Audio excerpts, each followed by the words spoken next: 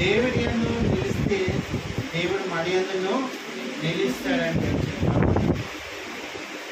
మనము క్రైస్తవులమైన మనము ఒక్కొక్క విషయాన్ని మనము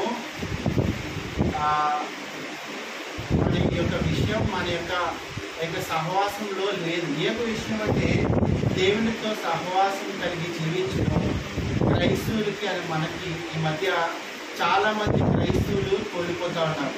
మనం చూస్తూ ఉంటే దేవుని యందు భక్తి చేస్తూ ఉన్నాం అని అనుకుంటూ ఉంటాం.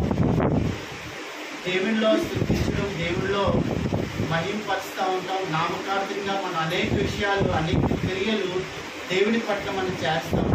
కానీ దేవునితో సహవాసం కలిగి జీవించడం మన క్రైస్తవులమైన మనము చాలాసార్లు మనము పడిపోతూ ఉంటాం. అయితే దేవునితో సహవాసం కలిగి జీవించాలి.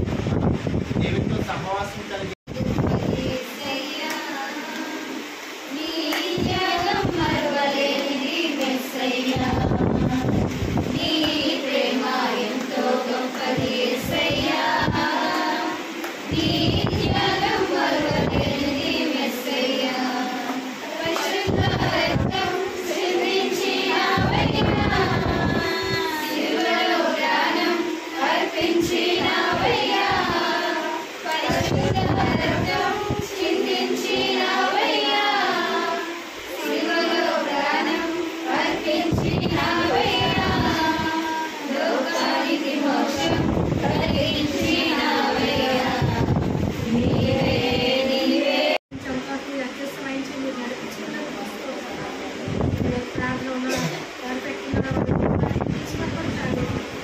ప్రతి ఒక్కరిపై ఏ సత్తాన్ని పోషిస్తాం.